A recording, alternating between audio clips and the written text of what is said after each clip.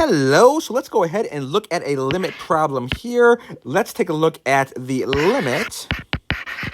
Let's say as t approaches 0 of this quantity here, we have tangent of 6t over or divided by sine of 3t, and then we have plus cosine of 2t. Okay, well, looking at this, what can we do? Well, we could go ahead, we have a plus, we can go ahead and actually take the two separate limits. Take the limit as t goes to 0 of tangent of 6t over 3t plus the limit as t goes to 0 of cosine of 2t. Okay, and then from there, what can we do? Well, the limit as t goes to 0, if we plug in 0 everywhere, what do we get? We get tangent of 6 times 0, tangent of 6 times 0, tangent of 0 over sine of 3 times 0, so over sine of 0 plus cosine of 2 times 0, so plus cosine of 0. Well, the first part here is going to give us this tangent of 0 is 0, sine of 0 is 0. So we get the indeterminate form in the flavor of 0 over 0 plus, well, we get just cosine of 0. Cosine of 0 is actually 1. So we can actually say that limit there is going to be 1. But then we have this 0 over 0. So we have 0 over 0. We can use L'Hopital's rule. So L'Hopital's rule says we just look at the limit where we take the derivative of the top over the derivative of the bottom and take the limit again. So no quotient rule, just taking the limit of the top and then dividing that over the limit, over the derivative of the bottom. So what is the derivative of tangent of 6t? Well, there's a little bit of a chain rule there. We have tangent of BLOP. Now, the derivative of tangent of t, or tangent of x, is going to be secant squared of x. So in this case, we have tangent of BLOP. So the tangent of BLOP is going to be secant squared of BLOP, but then times the derivative of that BLOP. So taking the derivative of tangent of 6t, we get secant squared.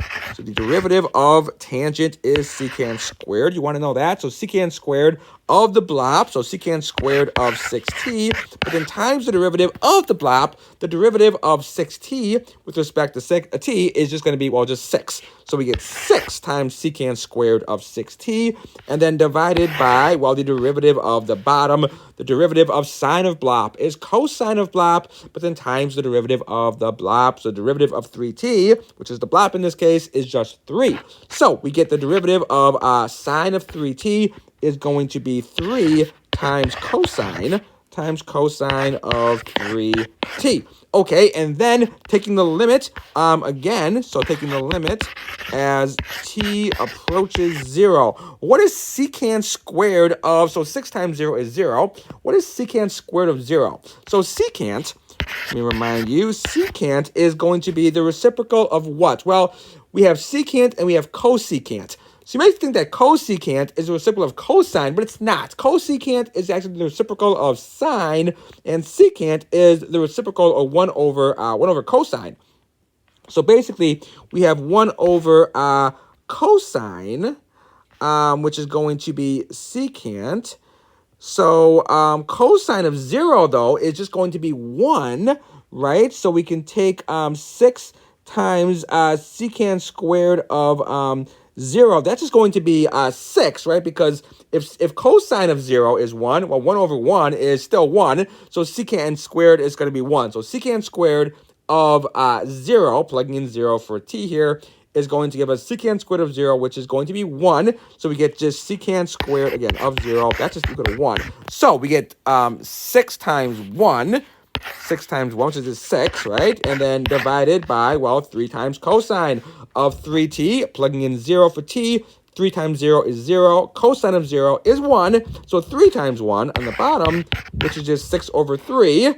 6 over 3, which is 2, right? And remember, that was just this part right here. The other part, cosine of 2t, when t goes to 0, that was just 1.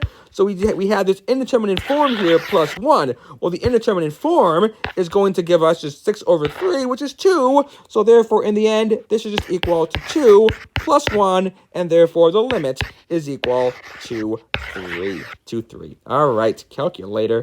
Take care.